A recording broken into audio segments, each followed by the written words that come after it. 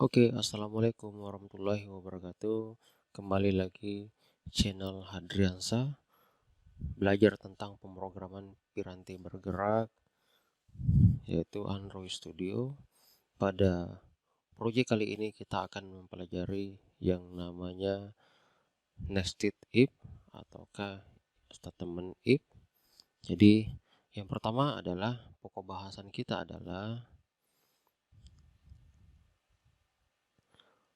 pengenalan if dan nested if. Kemudian yang kedua adalah pengenalan alert dialog box. Pertama adalah statement if.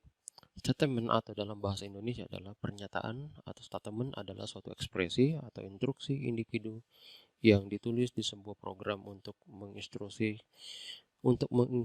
jalan proses program yang berfungsi untuk memerintahkan bagaimana program bisa berjalan nantinya. Ataukah statement if ini secara umum itu adalah bagian dari pengujian.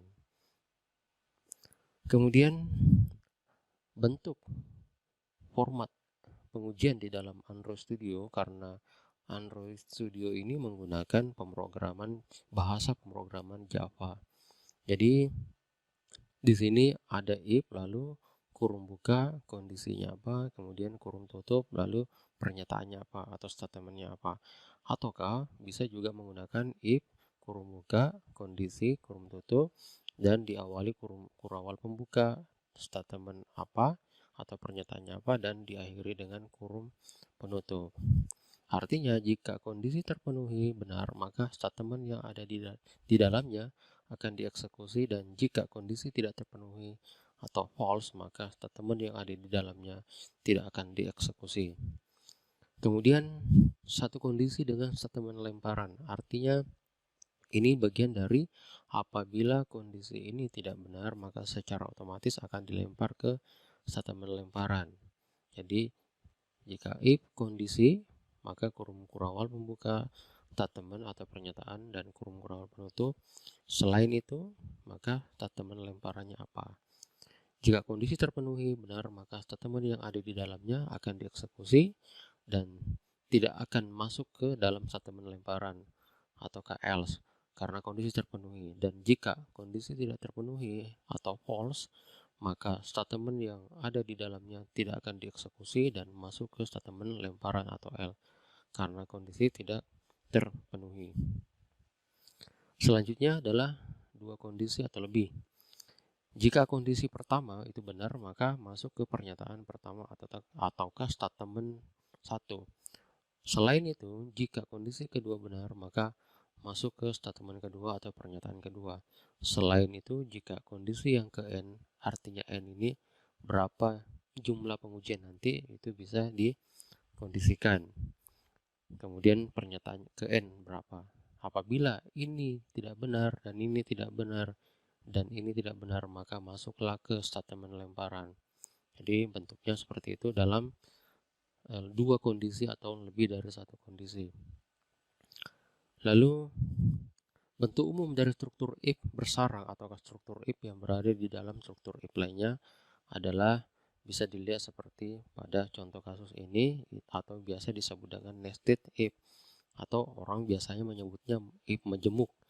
Nah, ini maksudnya jika kondisi pertama benar, maka barulah masuk ke pengujian yang di dalamnya. Nah, ada lagi pengujian di dalamnya, yaitu jika kondisi yang ke 1A, maka statement itu benar. Tetapi selain itu jika kondisi 1B benar, maka pernyataannya di sini statement apa. Nah, jadi artinya if kondisi 1A, else if kondisi 1B ini tidak bisa berfungsi jika if yang di luar di sini salah. Tapi apabila kondisi ini benar, maka barulah bisa dieksekusi pada if yang ada di dalamnya. Sehingga ini bisa dikatakan adalah nested if ataukah if majemuk. Oke, pada studi kasus ini kita akan membuat sebuah proyek namanya mahasiswa, dan kira-kira desainnya seperti ini. Yang pertama kita buka dulu Android Studio. Oke, kita tunggu saja dulu karena ini agak lama.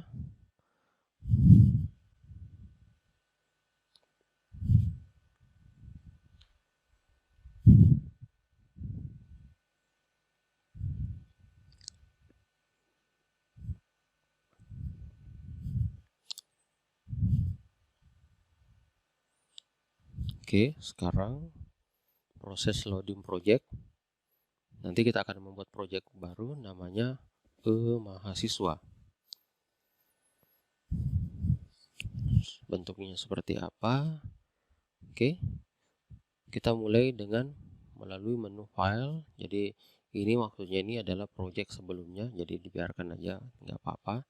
Kita langsung saja masuk ke menu file, new, kemudian pilih project, new project. Oke, saya akan membuat namanya mahasiswa. Yang pertama saya akan memilih satu form dulu, tampilannya seperti apa. Saya pilih empty activity saja supaya lebih mudah untuk melakukan desain. Kemudian saya pilih next.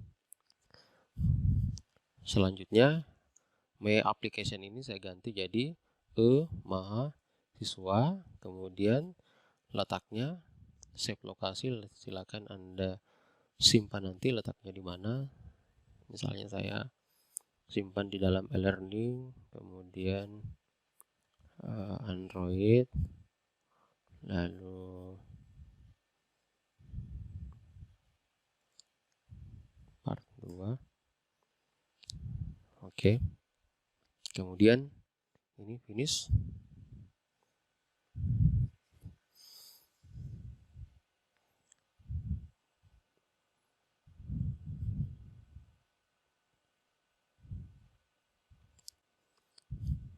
Oke, kita tunggu. Oke, sekarang langkah pertama yang dilakukan adalah melakukan desain form, yaitu kita lakukan desain form. Tunggu dulu hasilnya, ini masih proses.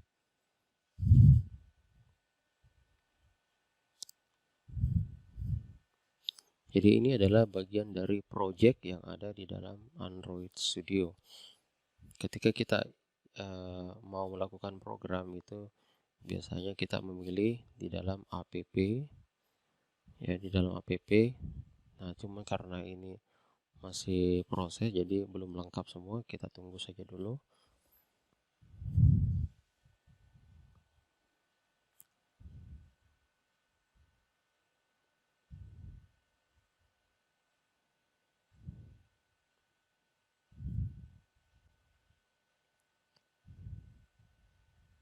Oke, sekarang sudah muncul hello world, ini saya hapus. Lalu saya akan melakukan sebuah desain.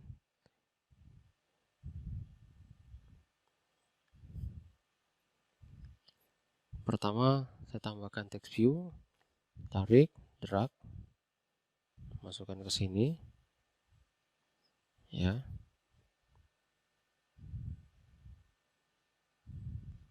Masukin ke sini, kemudian saya ambil lagi plain text, masukin ke sini, dan button, masukin ke sini, kemudian text view, kemudian plain text, text view, lalu plain text,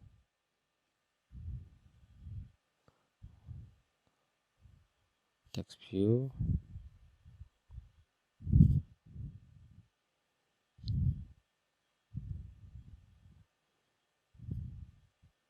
plain text. Oke, ada berapa plain text di dalamnya?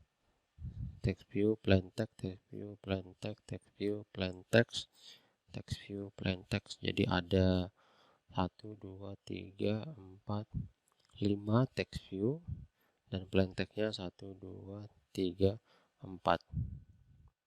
Oke, jadi ada 4 plain textnya.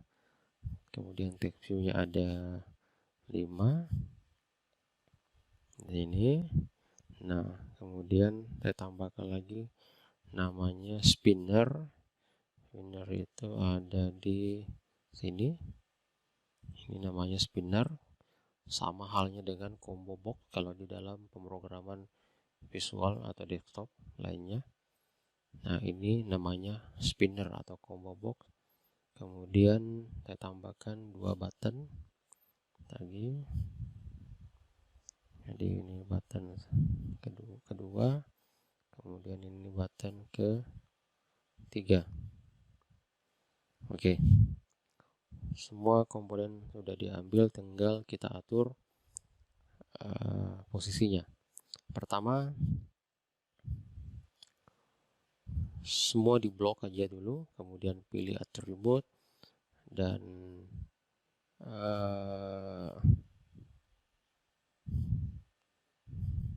oke, ini saya blok. Oke,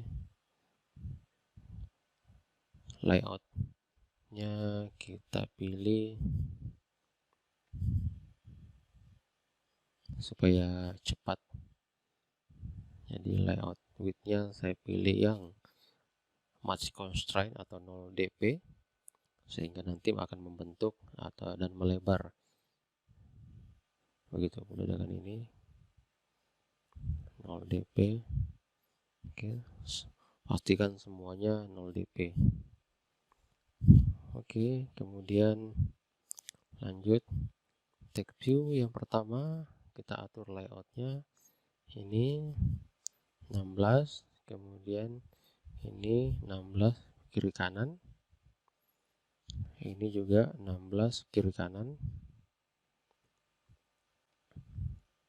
Kemudian oke, ini juga 16 ke kiri, kemudian ini 0. Saya berikan nilai 0 ini supaya merapat nanti. Dan ini untuk button itu pinggir kanan itu 16, kemudian pinggir kiri itu 0, kemudian atas nilainya kita kasih nilai 0. Begitu pula dengan plain text, kita kasih nilai 0. Oke, lanjut. Ini saya kecilin.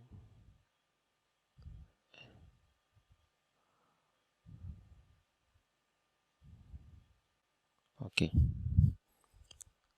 selanjutnya text view yang kedua, ini juga 16. Oke, ini 16,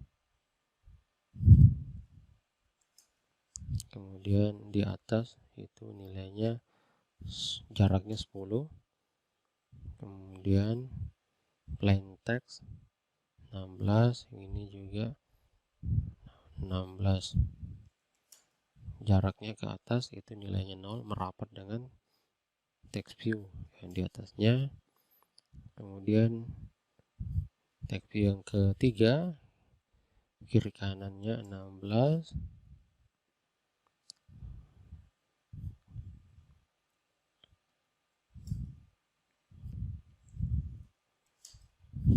di atasnya itu nilainya 10 jaraknya.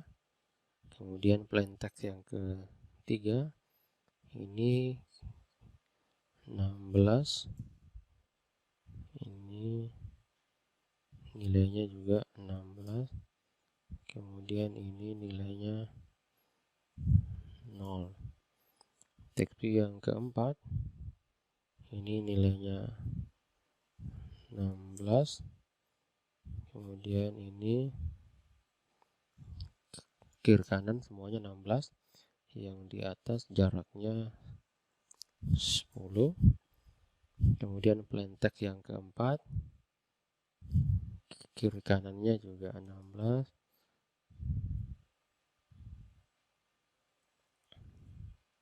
seperti ini. Lalu kemudian ini juga 0. Kemudian text view yang kelima, kiri kanan 16,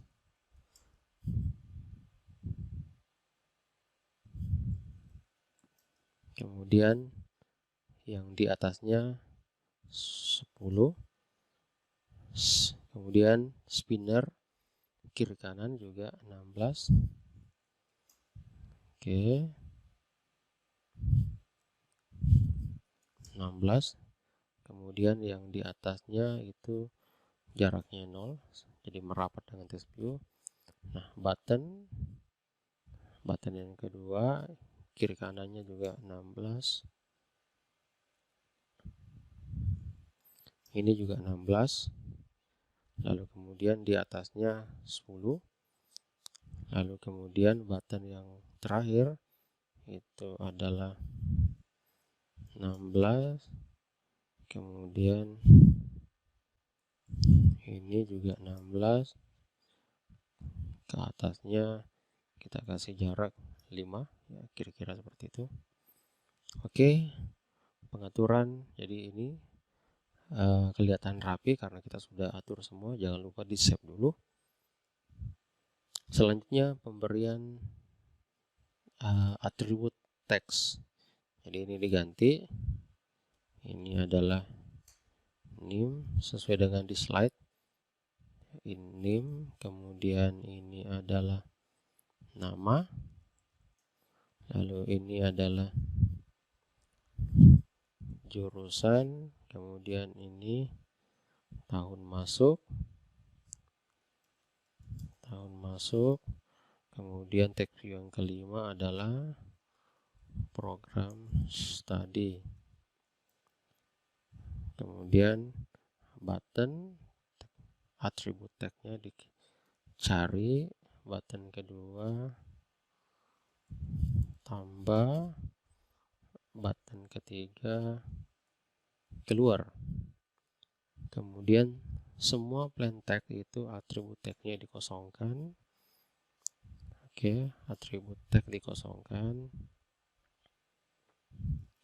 Semua plain text atribut tagnya dikosongkan. Oke, sudah. Kemudian semua plain text kita atur atribut hint untuk menampilkan nanti teks bayangan.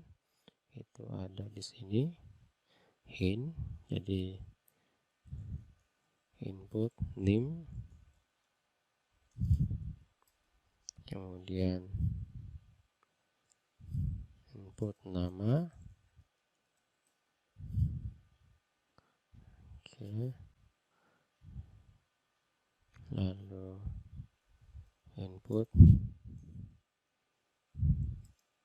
jurusan, input tahun masuk. Oke, sudah. Kemudian pemberian ID. Jadi wajib diberikan nama pada atribut ID supaya kita lebih mudah untuk mengingat bahwa oh ini miliknya siapa. Misalnya ID name, ID nama. Jadi saya kasih nama ID name, pilih yes. ID nama, enter, pilih yes. ID jurusan, pilih yes. Kemudian ID tahun masuk, pilih yes. Semua pemberian ID tidak boleh menggunakan spasi. Sekarang button BT cari, enter, pilih yes. BT tambah, pilih yes. BT keluar. Oke, semua sudah, pemberian nama sudah, semua atribut sudah diberikan namanya. Jadi tinggal kita masuk ke program. Nah, bagaimana programnya? Kita masuk ke main activity Java. Nah, pada kali ini ada 3 jenis komponen yang harus digunakan. Yang pertama adalah komponen edit text, mewakili name. Jadi ini adalah variabel komponen. Jadi name, nama, jurusan, tahun masuk. Oke. Kemudian yang kedua button button. Jadi button itu ada variabel cari, ada variabel tambah, dan ada variabel keluar. Dan yang ketiga itu adalah spinner sebagai jurusan nanti program studi. Oke, saya buat variabel prodi. Lalu saya akan membuat variabel array yang bertipe data string dengan nama variabel n prodi. Jadi bentuk variabel kalau di dalam Java bentuknya seperti ini. Nah, kemudian kita memasukkan pertama pilihan, gunanya untuk apa? Gunanya untuk memasukkan di dalam spinner. Jadi kebetulan studi kasus yang ini adalah ada 3 jurusan, ada 3 program studi. Yang pertama adalah program studi S1 SI, kemudian ini program studi S1 TI, dan yang terakhir adalah program studi D3 MI atau manajemen informatika. Oke, selanjutnya kita masuk kepada pengenalan komponen dengan nama komponen. Yang pertama name, itu mewakili ID dari ID name. Jadi perintahnya adalah find view BID r.id.id name. Oke, ini di copy saja, copy, paste, dan paste, tinggal ganti namanya. Ini nama, kemudian jurusan dan tahun. Nah, kemudian ID-nya jangan lupa diganti untuk tadi ID name. Oke. Nama berarti ID nama, jurusan berarti ID jurusan, ID tahun masuk. Kemudian button, jadi button itu tetap menggunakan button juga, find view BID r.id.bt cari. Ini saya copy paste, 1 2 3, bt cari, bt tambah, bt ke luar. Ada 3 button. Ini adalah tambah, ini adalah keluar. Tujuannya untuk apa? Kita akan membuat yang namanya on click. Jadi supaya lebih memudahkan mengenal variabel-variabel yang ada. Kemudian variabel tersebut dikenalkan masing-masing ID. Dan yang terakhir adalah spinner. Spinner itu adalah prodi. Oke, di spinner find view BID r.id dot spinnernya belum dirubah. Apakah itu sudah dirubah ID-nya? Oh, belum ya. Saya lupa tadi merubah. Oke, kita rubah dulu ID prodi. Oke, yes. Berarti kemudian ini ID prodi. Oke. Nah, selanjutnya kita akan membuat yang namanya item. Item ini akan dimasukkan nanti ke dalam spinner. Pertama, kita lihat slide dulu. Ini adalah pengaturannya tadi, tambahan-tambahannya bentuknya seperti itu. Ini lanjut. Oke. Kemudian ini button ID-nya. Nah, ini tadi pengenalan variabelnya. Kemudian ini adalah pengenalan variabel dengan komponen atau ID komponen. Kemudian kita masuk kepada ini. Nah, ini adalah menampilkan data spinner pada komponen spinner. Perintahnya seperti itu. Final array adapter string, ya, kemudian variabel adapter, lalu new adapter array, lalu this. Oke. Android dot r dot layout dot list item, n prodi. lalu prodi. Oke, jadi perintahnya adalah final array adapter string, kemudian variabel adapter, lalu new adapter, ya, new adapter array adapter, sorry ini makanya error, ini array adapter. Oke, lalu prodi set adapter kurung buka adapter. Oke, saya jelaskan dulu. Jadi ini adalah komponen adapter dalam bentuk array, kemudian diwakilkan oleh variabel adapter. Jadi ini variabel bisa saja diganti A atau B, ya kebetulan saya menggunakan variabel adapter. Lalu kita akan membuat adapter baru yang di dalamnya itu berupa item. Makanya di sini adalah layout activity list item, kemudian diisi oleh nprodi. Apa itu nprodi? Nprodi itu adalah nilainya pertama pilihan, kemudian S1 SI, S1 TI, dan D3 MI. Jadi ini nanti indeks ke 0 sebagai pilihan, indeks ke 1 sebagai S1 SI, indeks kedua itu S1 TI, dan indeks ketiga D3 MI. Nah, setelah kita masukkan tambahkan adapter, lalu adapter tersebut dimasukkan ke dalam spinner. Bagaimana cara memasukkan di dalam spinner? Kita panggil variabel prodi. Ini tadi, prodi ini mewakili spinner.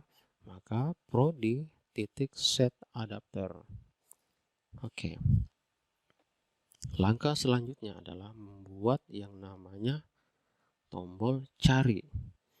Jadi cari titik set on click center new spasi view. Nah, kalau ada seperti ini langsung saja di enter supaya akan membentuk sebuah void secara otomatis. Oke, isinya apa? Di sini yang pertama adalah kita membuat yang namanya variabel name bertipe data string. Jadi ini adalah variabel name bertipe data string akan memanggil nama dari name, ya. Cara panggil nilai name yaitu name titik get text, ya, name titik get text to string titik koma, lalu diuji. Oke, kita uji misalnya sesuai dengan di slide. Oke, nah ini ya. Jadi yang pertama adalah saya akan menguji name. Pertama, cara pengujiannya adalah name dot equals, misalnya NIM-nya adalah 1650001. Ini adalah NIM mahasiswa, maka kurung kurawal pembuka, kurung kurawal penutup. Nah, wajib menggunakan kurung kurawal pembuka karena pernyataannya lebih dari satu. Kita lihat di slide. Pernyataan 1, pernyataan kedua, pernyataan ketiga, dan pernyataan keempat. Maka wajib menggunakan kurung kurawal pembuka. Nah, isinya apa? Maka kita set tag. Misalnya namanya di situ adalah Bobby Hairudin. Oke. Kemudian jurusannya apa? Set tag juga. Jurusannya adalah kalau 50, ya. Jadi kita sepakati 50 itu adalah kode jurusan. Kalau 50 itu adalah sistem informasi, kalau 51 teknik informatika, kalau 30 itu manajemen informatika. Nah, karena di sini adalah sistem informasi, maka karena NIM-nya di sini ada 50, maka kita tes di sini, kita masukkan adalah sistem informasi. Kemudian setelah jurusan, tahun masuk, tahun, ya, set tag tahun masuknya adalah, nah, di awal 16 ini menandakan tahun masuk. Kalau 16 berarti 2016, kalau 17 berarti 2017. Karena 16 maka kita masukkan 2016. Kemudian Yang terakhir adalah prodi. Ini adalah menandakan dia masuk di program studi mana. Berarti program studi S1, program studinya adalah S1 yang SI. Nah, karena di sini 50. Berarti kita panggil yang S1 SI di dalam spinner. Nah, kenapa di sini menggunakan 1? Jadi prodi titik set selection ke 1, artinya indeks ke 1. Nah, ingat di dalam N prodi di sini kita dari pilihan itu adalah indeks ke 0, ini adalah indeks ke 1, ini adalah indeks kedua, ini adalah indeks ketiga. Jadi bentuknya seperti itu. Karena S1 SI maka indeks ke 0. Sorry, ke 1. Oke, selanjutnya selain itu jika tambahkan lagi n nim dot equals. Oke, lanjutnya 51 16 51 012 misalnya, maka kurung kurung pembuka dan kurung kurung penutup. Supaya cepat ini saya copy, pernyataannya saya copy masukkan ke sini, tinggal nama saya ganti ya 165102, namanya Putri Handayani. Nah, berarti ini jurusannya adalah teknik informatika ya, teknik informatika. Dan ini tahun 2016 juga karena tahun masuknya adalah 16. 51 ini adalah jurusannya. Kemudian program studinya adalah pasti S1 TI, berarti set selection kedua. Oke. Selain itu, jika satu lagi untuk yang program studi D3 manajemen informatika. Jadi untuk D3 ya, kita tambahkan 3001.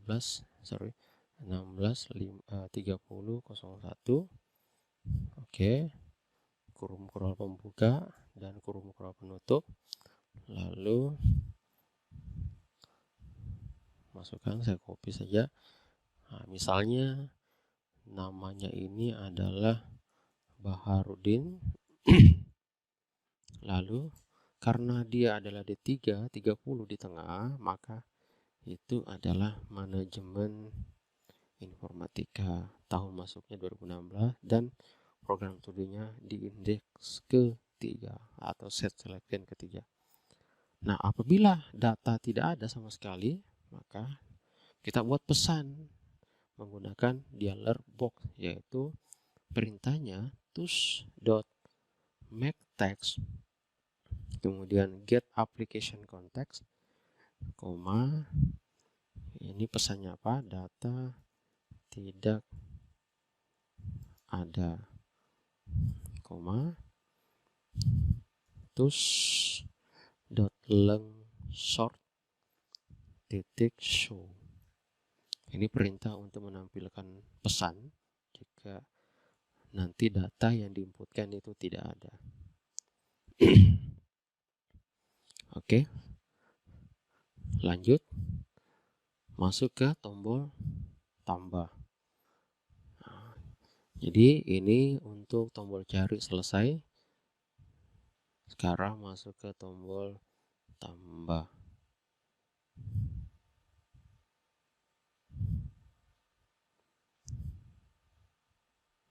Oke, nah di sini kita masukkan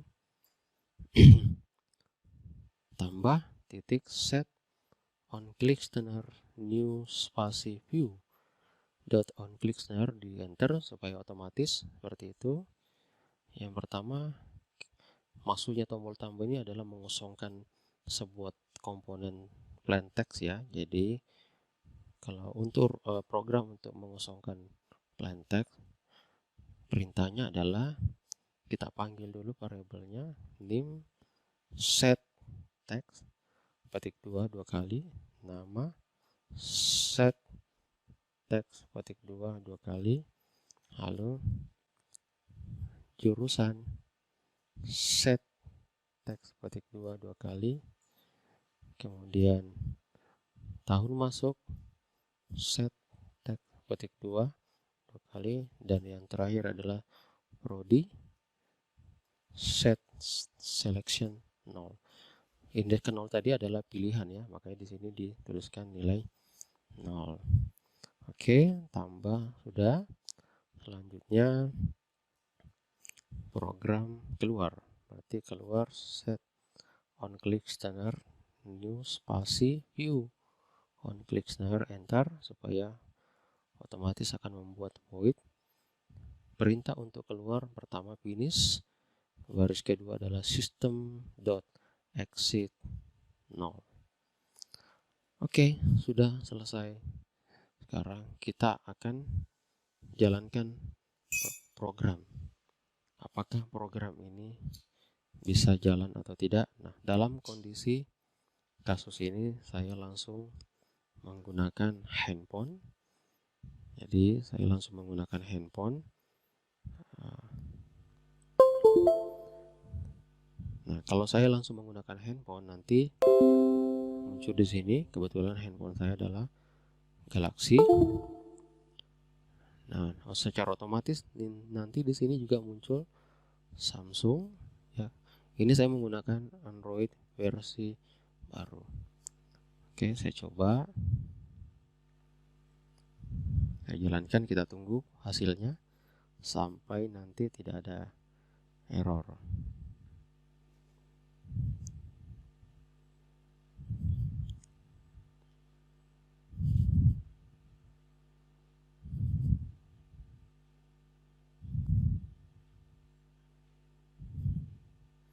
Oke, kita tunggu. Ini masih jalan.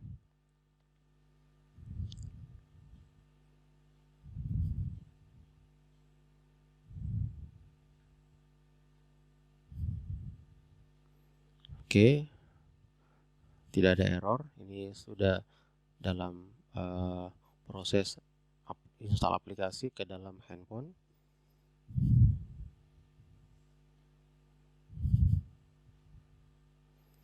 Oke, sudah berhasil. Nah, sekarang saya coba masukin.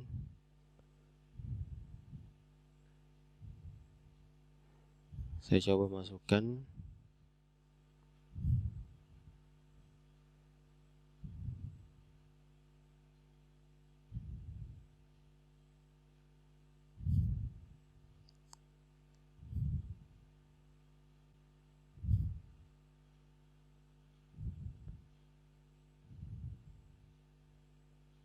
Oke.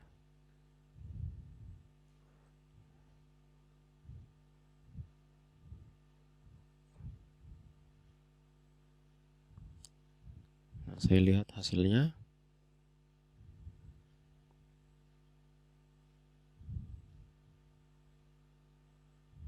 Nah, ini kita masukkan, misalnya NIM-nya adalah 16510012. Tombol cari akan muncul otomatis nama, jurusan, tahun masuk, program 2D. Begitu pula dengan data yang lainnya. Oke, demikian untuk project kali ini.